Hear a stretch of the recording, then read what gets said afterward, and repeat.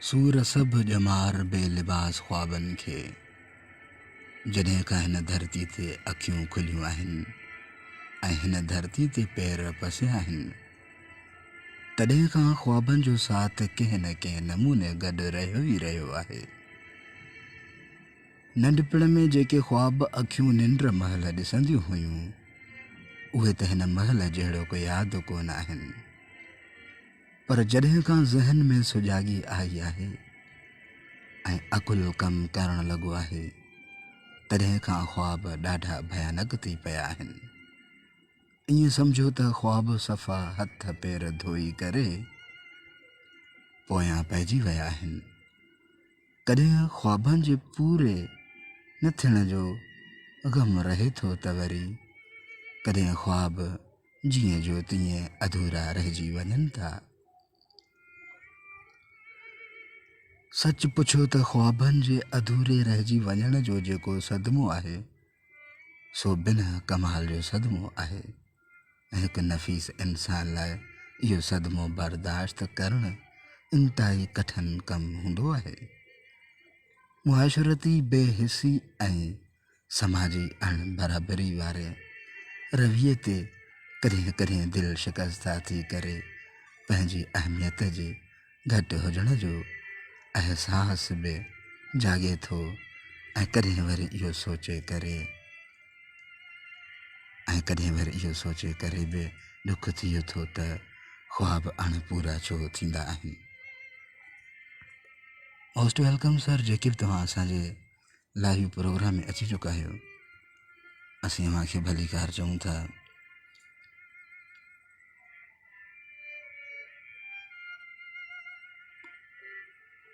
यूसुफ जमील साहब असांजो पहिरीं प्यारो दोस्त, जेको राइटर आहे हिन टॉपिक जो, भाईजन जो असीं तमामु निहायत शुक्रगुज़ार आहियूं, जन पंहिंजो लिखियल किताब असां ॾांहुं मोकिलियो आहे। साईं जन जो किताब जो नालो आहे कागज़ी ॻाल्हियूं। यूसुफ जमील साहब, मोस्ट वेलकम, असीं तव्हांखे भली कार चऊं था पंहिंजे लाइव प्रोग्राम में। एंड अब्दुल गफ़ार मंगसी साहब,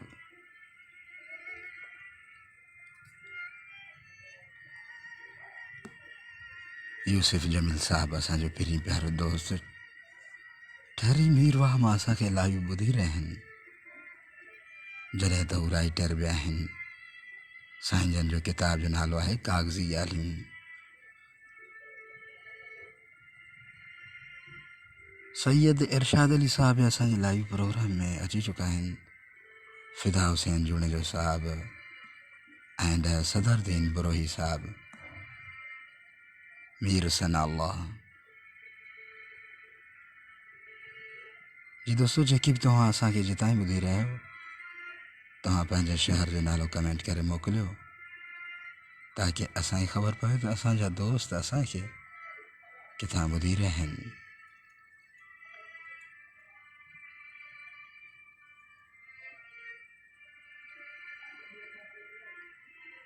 ख्वाबनि जो सरहदूं छो हूंदियूं आहिनि, ख्वाबनि खे आज़ादु छो नथो छॾियो वञे, ख्वाबनि ॾिसण ते पाबंदियूं छो आइद कयूं वञनि थियूं।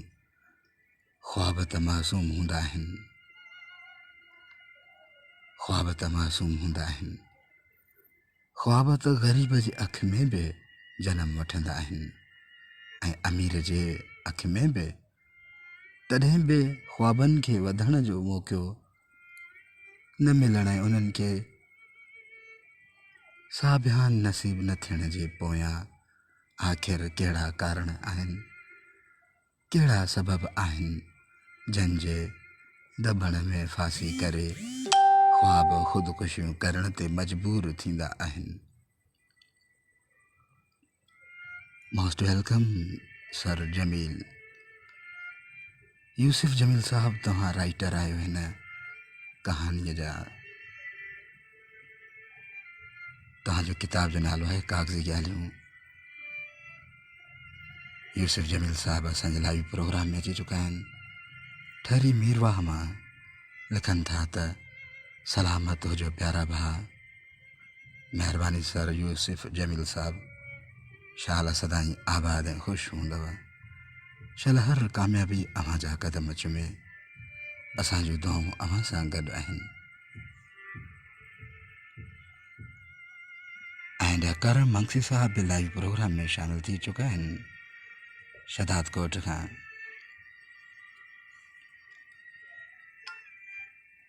यूसुफ जमील साहब तव्हां वधीक लिखियो आहे त ख्वाबनि सां इहा नाइंसाफ़ी न ॼाण अञा घणो अरसो ईअं ई हलंदो रहंदो। मूं त अहिड़ा माण्हू बि ॾिठा आहिनि जेके ॿियनि जे ख्वाबनि ते पाणी फेरण जा माहिर हूंदा आहिनि। उन्हनि वटि पंहिंजा ख्वाब इंतिहाई कमज़ोर हूंदा आहिनि, तॾहिं उहे ॿियनि जे ख्वाबनि खे बि वधण कोन ॾींदा आहिनि ऐं उन्हनि ख्वाबनि खे निस्ताईं नाबूद करण लाइ हर रोज़ को नओं हीलो हलाईंदा आहिनि। ख्वाबनि सां अहिड़ो नारवा सुलूक ॾिसी मुंहिंजो मन ॿ अध थी पवंदो आहे। आउं सोचींदो आहियां त अहिड़े कशमकश ऐं साड़ूले माहौल में मुंहिंजे ख्वाबनि जो छा थींदो। उन्हनि खे साबियान नसीब थींदी अलाए न। मुंहिंजे ख्वाबनि खे साबियान नसीब थींदी अलाए न। अलाए ईअं ई ख़ामोश थी करे तारीख़ जे वर्कनि में गुम थी वेंदा। मूंखे इहा ॻणती इहो फ़िकिर ॾाढो तंग कंदो आहे। असांजो पहिरीं प्यारो दोस्त अब्दुल अज़ीज़ मुगेरी साहब लाइव प्रोग्राम में शामिल आहिनि। शोएब अली जोखियो साहब एंड राइटर माण्हू यूसुफ जमील साहब असांजो महबूब माण्हू। शाल सदाई आबाद ऐं ख़ुशि हूंदो सर। तव्हांजे लफ़्ज़नि में मुहबत, चाहत ऐं इश्क समायल आहे। फ़कीर नबी बख्श चांडो साहब मोस्ट वेलकम। मुराद मीरजत साहब बि असांजे लाइव प्रोग्राम में आहिनि। सरज शाम कंबर में तेज़ हवाऊं ॻोल्हे रहियूं। अॼु शायदि नेटवर्क जो प्रॉब्लम बि आहे। यूसुफ जमील साहब असांजो पहिरीं प्यारो दोस्त कागज़ी ॻाल्हियूं जेको पंहिंजी किताब में वधीक लिखनि था त अलाए ईअं ख़ामोश थी करे तारीख़ जे वर्कनि में गुम थी वेंदा। मूंखे इहा ॻणती इहो फ़िकिर ॾाढो तंग कंदो आहे। आउं ख़ामोशी जे चादर ओढ़े करे वेहण जो बि क़ाइल कोन आहियां। फितरी तौरु तबियत में हिकु डुक ड्रोड़ समायल आहे जेका चुप करे वेहण बि नथी ॾे। अहिड़े अलविनाक सूरत हाल सां कीअं most welcome Abu Talha from Dubai अरब इमारात मां। अहिड़े अलविनाक सूरत हाल सां कीअं मुंहुं महिमान थिजे। इहा ॻाल्हि वाज़ह थी करे साम्हूं नथी अचे। उन्हीअ उण तुण मुंझारनि में मुब्तला करे छॾियो आहे। पेरनि जे पार खां जॾहिं थधी अच्छा सॉरी फॉर दैट जमील साहब। पेरीअ जे पार खां जॾहिं थधी हीर घुलण लॻंदी आहे तॾहिं महबूब जे ज़ुल्फ़नि जो सुगंध मुंहिंजे मुरझायल मन खे गुलाब जे गुल वांगुरु ताज़ो ऐं तवानो करे वेंदी आहे। उन्हीअ ताज़गी जे एवज़ वरी नवां ख्वाब जनम वठण लॻंदा आहिनि। ख्वाबनि जा नवां पेचरा ठहण शुरू थींदा आहिनि। अहिड़ा ख्वाब जंहिंजी नई शुरूआत मालूम हुजे थी ऐं नई को उन्हनि जे अंत बहर जी ख़बर पवे थी। अहिड़नि ख्वाबनि जो छेड़ो त अलाए कहिड़े देस में ख़तमु थिए थो। उन्हनि ख्वाबनि खे पसण लाइ जेके हीला ऐं वसीला हिन दिलि हलाया आहिनि से सभई हाणे ॼण त ख्वाब नगर में ममनून थी चुका आहिनि। मीर केयर मोहम्मद साहब, मोस्ट वेलकम सर। असीं मूंखे भलीकार चऊं था। तव्हां कमेंट में लिखियो आहे त अस्सलाम वालेकुम। वालेकुम सलाम वरहमतुल्लाह सर। मीर केयर मोहम्मद बलोच साहब, तव्हांजो प्रोग्राम ॾिसी रहिया आहियूं। तमामु सुठो प्रोग्राम आहे। ॿियो त तव्हांजो आवाज़ु ॾाढो मिठो ऐं सुठो लॻंदो आहे। Bundle of thanks for that sir. Mir केयर मोहम्मद बलोच साहब। नादर मंगसी फ्राम झलमंगसी खां लाइव प्रोग्राम में शामिल आहिनि ऐं ॿिया काफ़ी दोस्त बि असांखे ॿुधी रहिया आहिनि। यूसुफ जमील साहब, यूसुफ जमील लगारी साहब, कागज़ी ॻाल्हियूं। अव्हांजो किताब तमामु बहितरीनु आहे सर। अव्हांजे किताब पढ़ण सां दिली राहत मिलंदी आहे असांखे। तव्हां पंहिंजे किताब में वधीक लिखियो आहे त ख्वाबनि जे सरहदनि जूं तारूं छिकियूं वयूं आहिनि। उते पहरेदार विहारिया विया आहिनि, जिन खे इहो सम्झायो वियो आहे त ख्वाब खणी कहिड़े बि मुफ़लिसी ऐं ग़रीबी वारो वेस पाए अचनि, पर उन्हनि खे हितां गुज़रणु न ॾिजो। उन्हनि खे हथु करे संदसि पेरनि में संगरूं विझी करे खेनि हथकड़ियूं हणी वक़्त जे हाकिम आॾो पेश कजो, त जीअं वक़्तु आहर उन्हनि जो सिर कलम करे सघिजे ऐं अॻिते लाइ ॿियनि खे अहिड़ी जुरत न थिए। अहिड़ी गंभीरता वारे सूरत हाल में अलाए त केतिरा ख्वाब दर पदर थी करे बेमौत मरी खपी चुका आहिनि। कुझु ख्वाब आख़िरी पसान में आहिनि त किन जी हालत ॻणती जोगी ॿुधाई पई वञे।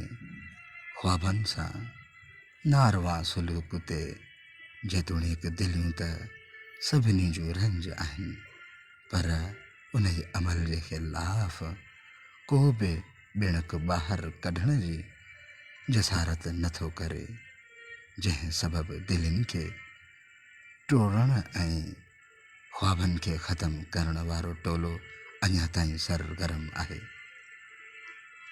उहे बेखौफ़ थी करे ॿियनि जे ख्वाबनि सां हथ चुरांद कनि था। ॿियनि मोस्ट वेलकम सर। काफ़ी दोस्त असांखे ॿुधी रहिया आहिनि।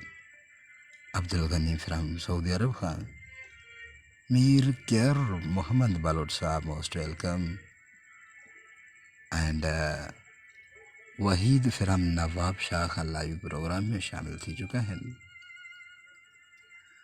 मुराद मीरजत फ्राम दुबई अरब इमारात खां अमजद अली मुगेरी, हीरो साहब लाइव प्रोग्राम में अची चुका आहिनि। लिखनि था त नमस्ते प्यारा हीरो मल इस्लाम कोट। महिरबानी सर, तव्हां लिखियो आहे त नमस्ते प्यारा हीरो मल इस्लाम कोट खां तव्हां असांखे ॿुधी रहिया आहियो। जी सर, अॼु जेको असीं पंहिंजो मौज़ू टॉपिक ॿुधाए रहिया आहियूं त उनजो राइटर बि असांजे हिन लाइव प्रोग्राम में मौजूदु आहे। यूसुफ जमील लगारी साहब, उस्ताद माण्हू, ठरी मीर वाहमा। साईं जन जे किताब जो नालो आहे कागज़ी ॻाल्हियूं। उन में तमामु बहितरीनु ॻाल्हियूं आहिनि। असां सां हू लाइव प्रोग्राम में मौजूदु आहिनि। सईद अहमद जूणे जो साहब बि ॿुधी रहिया आहिनि। एंड अब्दुल हफ़ीज़ फ्राम दादूमा ऐं ॿिया काफ़ी दोस्त असांखे ॿुधी रहिया आहिनि। वंस अगेन मोस्ट वेलकम अबू तला फ्राम दुबई अरब इमारात मां। सर यूसुफ जमील साहब, असांजो आवाज़ु अव्हां ताईं कीअं अची रहियो आहे? चाहे त अॼु कंबर में बाक़ाइदे जुड़ाली मौसम आहे। असांखे तव्हां कमेंट करे ॿुधायो ताकी असांखे ख़बर पए त असांजो प्रोग्राम अव्हां ताईं कीअं अची रहियो आहे।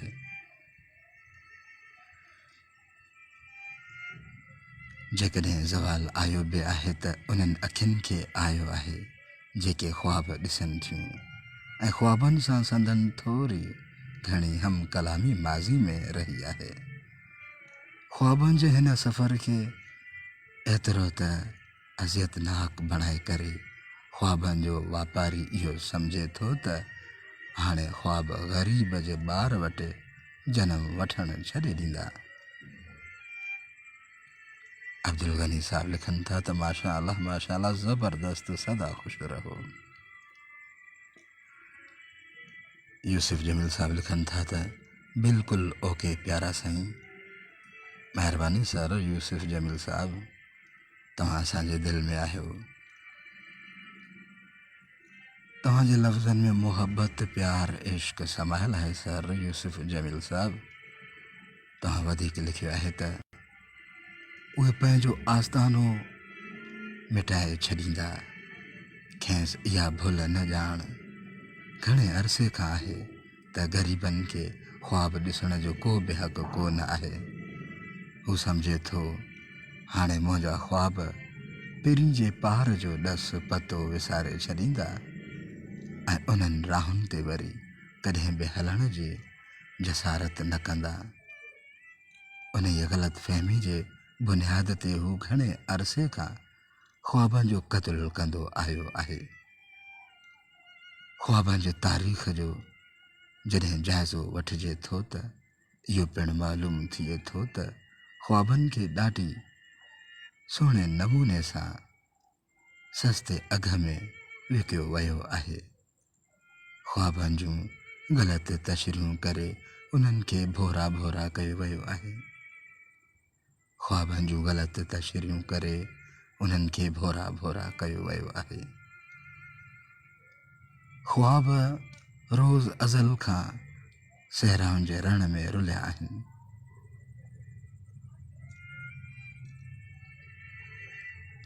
यूसुफ साहब,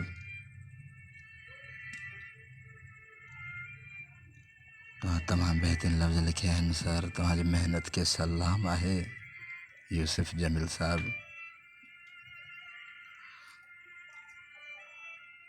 समाज ख्वाबनि खे पहिरें ॾींहं खां ई क़बूल कोन कयो आहे।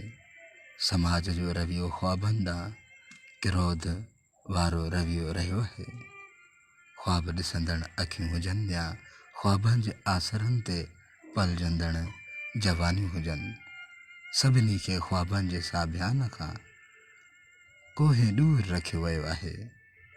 ख्वाबनि जे चमन में एॾी त ॾुकार आंदी वई आहे जो हाणे उन ई उजड़ियल चमन ॾे को हल्की निहार बि नथो निहारे। सभिनी खे इन ई फ़िक्र ते सोचण खां परे करे इनफ़रादी मफ़ादनि जे हासिलात वारे ज़ंजीर में जकड़ियो वियो आहे। मीर केर मोहम्मद बलोच साहब लिखनि था त कख सड़नि, पन सड़नि, सड़े साओ गाह, जन रिझायो अल्लाह तो न अचे तन खे। महिरबानी सर, तव्हां तमामु बहितरीन लफ़्ज़ लिखिया आहिनि। Bundle of thanks for that Yusuf Jamil sahib. असीं जॾहिं लाइव प्रोग्राम कंदा आहियूं त फ्रेंड्स खे टैग कंदा आहियूं त काफ़ी दोस्त अची वेंदा आहिनि। अॼु पब्लिक कयो आहे त शायदि तॾहिं असांजा दोस्त न अची सघिया आहिनि या नेटवर्क जो मसइलो आहे। तव्हां वधीक लिखियो आहे त ख्वाबनि जो मसाफ़तो ॻणण जहिड़ियूं आहिनि। ख्वाब क़ाबिल दाद आहिनि जो उन्हनि जे आङुर तां अॼु ताईं को बि साइल ख़ाली कोन मोटियो आहे। ख्वाबनि जो पंहिंजो दामन जहिड़ो को हमेशह ख़ाली रहियो आहे, पर उन जे बावजूदि ख्वाबनि कॾहिं बि कंहिंखे ख़ाली हथ कोन मोटायो आहे। मुंहिंजा ख्वाब जॾहिं पिरी जे पार ॾांहुं वञण जो सोचनि था त खेनि रस्तनि ते विछायल कंडेदार तारुनि जो ख़ौफ़ वराए वञे थो ऐं हू अधु राति जो उथी करे सॾु कनि था।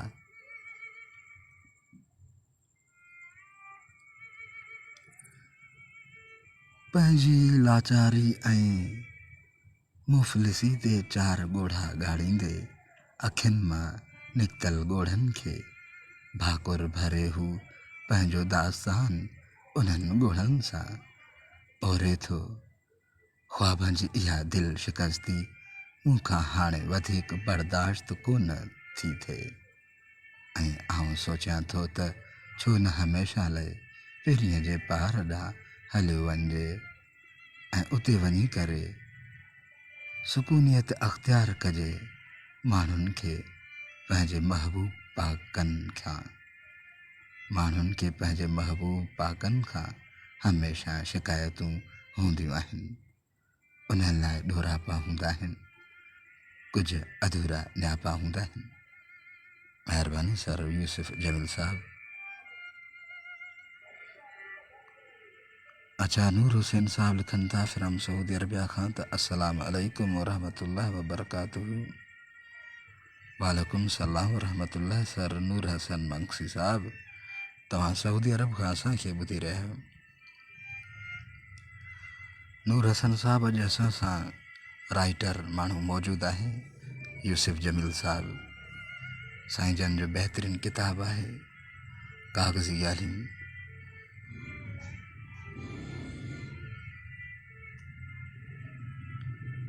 यूसुफ जमील साहब, अल्लाह पाक अव्हांखे आबाद ऐं सलामत रखंदो। जिते बि हूंदव ख़ुशि हूंदव। असांजूं दुआऊं अव्हां सां गॾु आहिनि। मीर केयर मोहम्मद बालुर साहब, सर तव्हां असांखे किथां खां ॿुधी रहिया आहियो? तव्हां पंहिंजे शहर जो नालो कमेंट करे मोकिलियो। ठहरी मीरवा मां असांजो दोस्त पहिरीं प्यारो महबूब माण्हू यूसुफ जमील साहब लाइव प्रोग्राम में मौजूदु आहिनि। लिखणु ऐं पढ़णु हर इंसान जे हिसे में नाहे ईंदो। उहे ख़ूबियूं उन इंसान जे अंदर में सलो कढंदियूं आहिनि जेको साञाह जो सरचश्मो हूंदो आहे। सॼी दुनिया जे सभिनी माण्हुनि मां उहे ई इंसान मौत खे मात ॾियनि था जेके शहूर जे शाहराह ते सफ़र कंदा आहिनि। ऐं अहिड़नि इंसाननि मां यूसुफ जमील लगारी बि हिकु आहे। यूसुफ साहब, अहिड़नि इंसाननि मां यूसुफ जमील लगारी बि हिकु आहे जेको मुसलसिल शहूर जे शाहराह ते हली रहियो आहे ऐं उन जे ॿिन्ही कंधनि ते इल्म ऐं अदब जो ॿिज छटे रहियो आहे। यूसुफ जमील जो इल्म ऐं अदब सां न रुॻो चाह आहे पर उन में हिन जो साह बि आहे। उन जे करे ई हू हिकु पल बि कलम किताब ऐं कागज़ खां परे नाहे वियो। अहिड़े दौर जंहिंमें हर माण्हू ज़ेर जे पोयां हुजे, उन दौर में जेकॾहिं केर बि इल्म ऐं अदब ॾांहुं विख वधाए थो त यकीनन इहो तारीख़ जे तह में ज़िंदा रहण लाइ जहिड़ो जस्तजू करे रहियो आहे। ऐं जेको तारीख़ में Yusuf sahib, bundle of thanks for that, तव्हां असांखे कंटिन्यूअसली ॿुधी रहियो। इहो ई अज़ीम इंसानु हूंदो आहे। मूंखे उहे माण्हू वणंदा आहिनि जेके किताब पढ़ंदा आहिनि, पर मूंखे उहे माण्हू कुझु वधीक वणंदा आहिनि जेके किताब त पढ़ंदा आहिनि पर उन्हनि ते पंहिंजी राय बि ॾींदा आहिनि। ऐं उहे ॿई ख़ूबियूं यूसुफ जमील में आहिनि। इमामदीन साहब, तव्हां बि अची चुका आहियो। इमामदीन अब्बासी साहब लाइव प्रोग्राम में शामिल थी चुका आहिनि। Sir most welcome. असीं अव्हांखे दिलि सां भलीकार चऊं था। मोरे शहर खां तव्हां लाइव प्रोग्राम में शामिल थी चुका आहियो। मीर केयर मोहम्मद बालोच साहब लिखनि था त सोना साईं जिद्दा सऊदी अरब खां bundle of thanks for that. Sir तव्हां असां सां गॾु आहियो लाइव प्रोग्राम में। एंड यूसुफ जमील साहब असांखे ॿुधी रहिया आहिनि। ठहरी मीरवा मां राइटर माण्हू, कागज़ी ॻाल्हियूं किताब जो राइटर माण्हू। महबूब माण्हू ठरी मीरवाह मां पंहिंजो लिखियल किताब असां ॾे मोकिलियऊं। असीं तमामु निहायत शुक्रगुज़ार आहियूं साईं जन जो। यूसुफ जमील साहब जिते बि हूंदव ख़ुशि हूंदव, आबाद हूंदव। असांजूं दुआऊं अव्हां सां गॾु आहिनि सर। कॾहिं कंबर अची असांखे ख़िदमत करण जो ज़रूरु मौक़ो ॾिजो बाबा। मोहम्मद हुसैन फिरम सऊदी अरबिया खां लाइव प्रोग्राम में शामिल थी चुका आहिनि। गुलाब जा गुल मोकिलनि था कमेंट में। इरफान अली, ज़फ़र दायो तालका बाकराणी खां। ज़फ़र दायो साहब लिखे थो कमेंट में त अस्सलाम वालेकुम या अली मदद साईं, कहिड़ा हाल आहिनि? वालेकुम सलाम रहमतुल्लाह सर। अल्हम्दुलिल्लाह, अल्लाह ताला जा एहसान, हर तरह जो ख़ैर ख़ैरियत, दुआऊं, महिरबानी। साईं ॾिनो जुणिजो साहब बि लाइव प्रोग्राम में शामिल थी चुका आहिनि। सर आफ्टर लॉन्ग टाइम खां बाद में तव्हां लाइव प्रोग्राम जॉइन कयो आहे। साईं ॾिनो जुणिजो साहब, मोस्ट वेलकम। अब्दुल वहाब, साईं ॾिनो जुणिजो साहब लिखनि था त अस्सलाम वालेकुम अता साईं। वालेकुम सलाम वरहमतुल्लाह। साईं ॾिनो जुणिजो साहब, कहिड़ा हाल आहिनि, कीअं आहियो? अॼु असांजो मौज़ू टॉपिक तमामु बहितरीनु हुयो। जॾहिं त तव्हां हाणे अची चुका आहियो, असांजो प्रोग्राम पंहिंजे हाणे अख़्ताम पज़ीर ते पहुचण वारो आहे। जी दोस्तो, जेके बि तव्हां असांखे ॿुधी रहिया, असीं तव्हांखे ॿुधाईंदा हलूं त यूसुफ जमील लगारी साहब असां सां गॾु आहिनि, जेको राइटर माण्हू आहे। अॼु असीं उन्हनि जो ई लिखियल मौज़ू तव्हांखे ॿुधायोसीं ऐं साईं जन बि असांखे ॿुधी रहिया आहिनि ठरी मीरवाह मां। अच्छा, ज़फ़र दायो साहब लिखनि था त तालका बाकराणी मां ज़फ़र दायो अदा ग़ुलाम रसूल बंसी साहब, कहिड़ा हाल आहिनि? सर अल्हम्दुलिल्लाह, अल्लाह ताला जा एहसान, हर तरह जो ख़ैर ख़ैरियत, दुआऊं, महिरबानी। Bundle of thanks for that. Zafar दायो साहब, अरशद अली मंगसी भी अची चुका आहिनि। इमाम दीन अब्बासी साहब असांजो महबूब माण्हू मोरे शहर मां ॿुधी रहिया आहिनि। चाचा साईं लिखनि था त मिस्टर ग़ुलाम रसूल साहब, अव्हां जेको बि मज़मून खणो था उनखे तमामु बहितरीन लफ़्ज़नि सां गॾु अदायगी दिलि खे सुकून अचे थो वञे। अव्हांजे दलीलनि में वज़न सां गॾु सच बि आहे साईं। महिरबानी sir. Imam Din Abbasi sahib, bundle of thanks for that. Sir असां सां गॾु आहे यूसुफ जमील, राइटर माण्हू। साईं जन जो किताब जो नालो आहे कागज़ी ॻाल्हियूं। साईं जन ठरी मीरवाह मां असांखे गिफ्ट करे मोकिलियो आहे। Imam Din Abbasi sahib, bundle of thanks for that.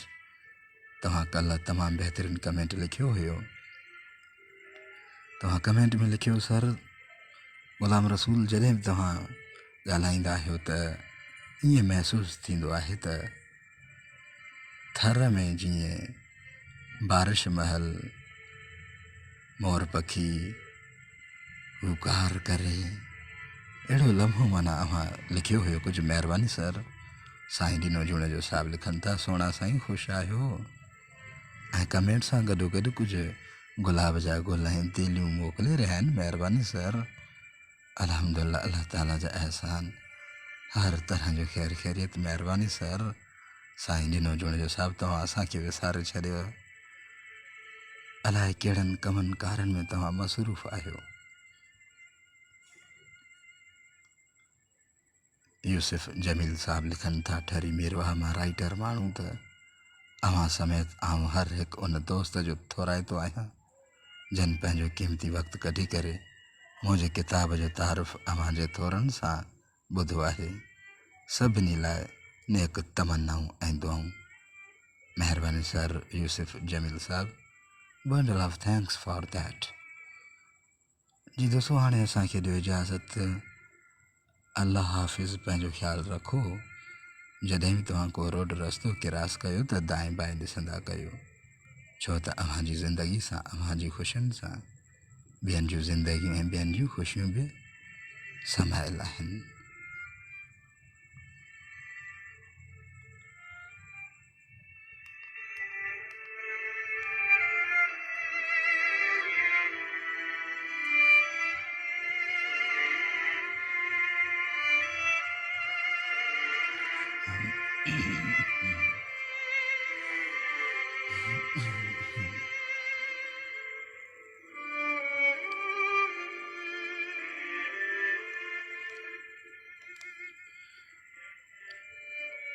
साईं ॾिनो जोणे जो साहब लिखनि था त उम्मीद त ख़ैरियत सां हूंदा। सोना साईं तव्हांजे प्रोग्राम में शामिल न थियण ते माज़रत ख़्वाह आहियां। अल्लाह पाक अव्हांखे सलामत रखे। मेहरबानी सर। अल्लाह हाफ़िज़। Bundle of thanks for that. Allah हाफ़िज़। मेहरबानी।